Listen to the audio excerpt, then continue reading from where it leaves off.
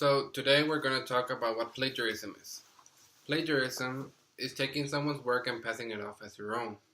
When it comes to plagiarism, it is not only copying and pasting something you found on the internet or in a book. It is stealing even though it's not physical, but you're taking someone's ideas, their words, or the way they think and passing it off as your own. You demonstrate the lack of capability to think on your own. And several examples of plagiarism are as follows. When writing a paper, for example, of any kind, copying sentences or ideas and not citing who came up with those things, that is plagiarism. Also, when recording a video and you use music as a background or images and you don't state where it came from or where you found them, that is also plagiarism. There are ways to avoid this. For example, using correct citation methods, like the ones we have learned here. A few years back, one of the candidates running for presidency in Guatemala decided to write a book, and it came out in a very short period of time. To be honest, many people started buying the book and reading it. They wanted to get to know the president, but a few weeks later, someone had run a test on the book, and they found out that more than 80% of the book was copied directly from the internet, from different pages and blogs. What does this tell the people? I mean, they knew that the president that could be elected was a complete fraud because he didn't actually write the book. He used other people's ideas and other people's words and passed them on as his own. So, I mean, what kind of person in his right mind would like to have a fraud as a president? Because this shows us that what type of leader would he be? This could actually turn out in many problems, and, well, many people decided to sue him for doing this. And my friend later on will let you know what are the consequences of plagiarizing. Now my friend here is going to explain and let you know about a little of the history of plagiarism.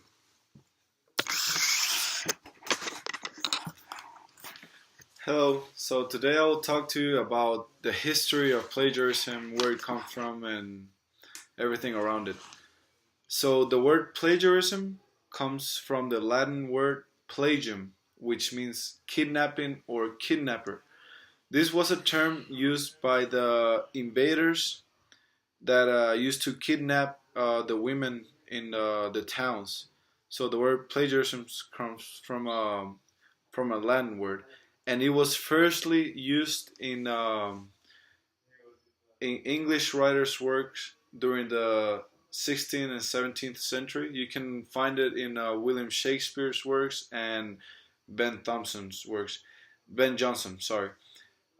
They wrote about it during the 17th century, and plagiarism started during the 15th and 16th century, when during the Renaissance artists started signing their work and taking full credit of their work.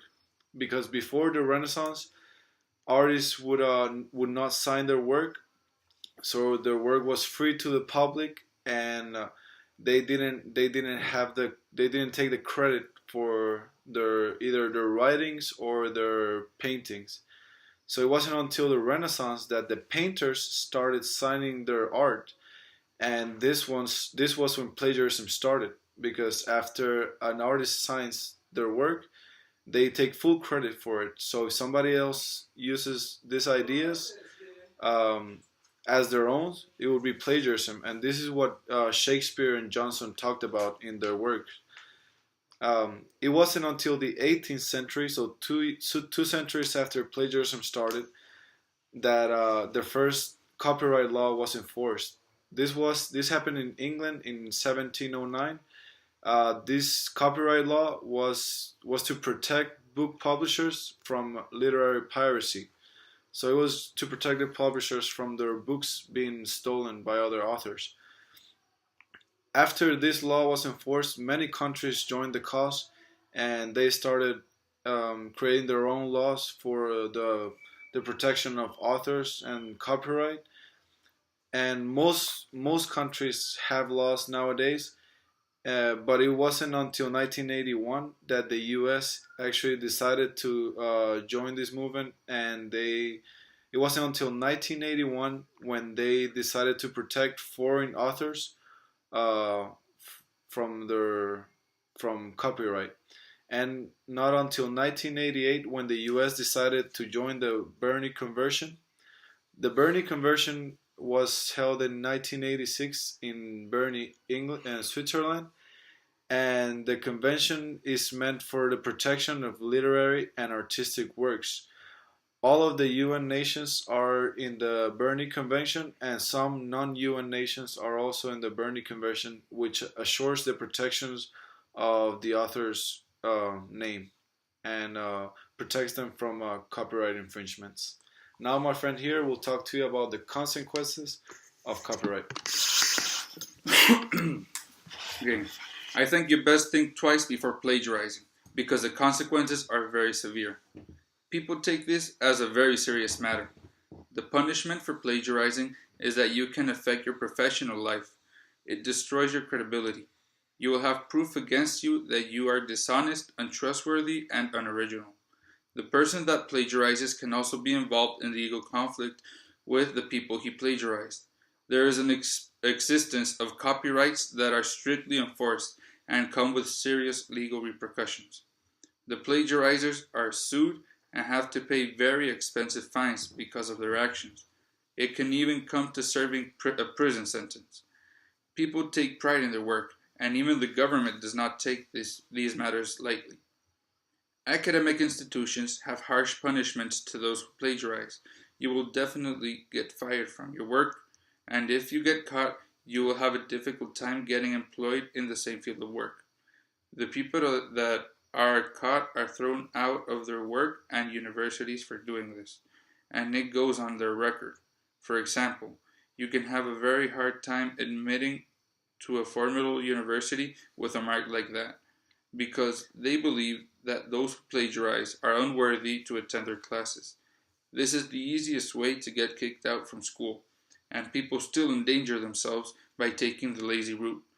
This is why you must always cite and use references, if you are to use a source of information that is not your own.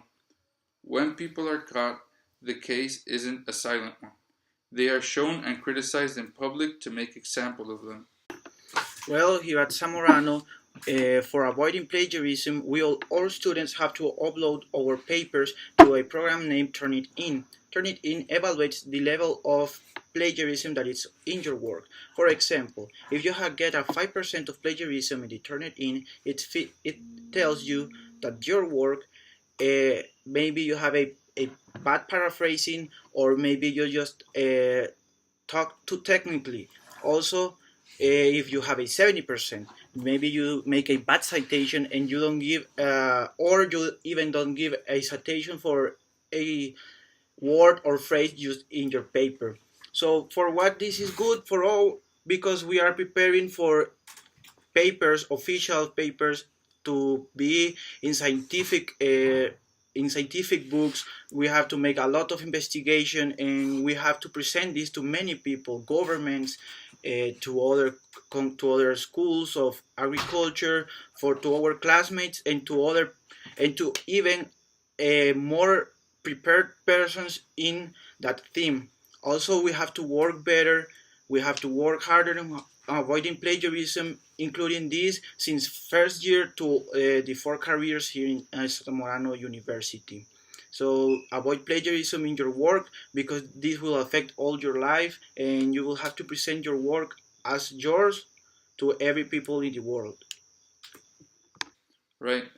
Well, I'd like to thank you for watching this video, and I hope that it has given you the information for you to learn about what is plagiarism, and it convinces you to not even think about it. Thank you very much. Thank you for watching. Don't plagiarize.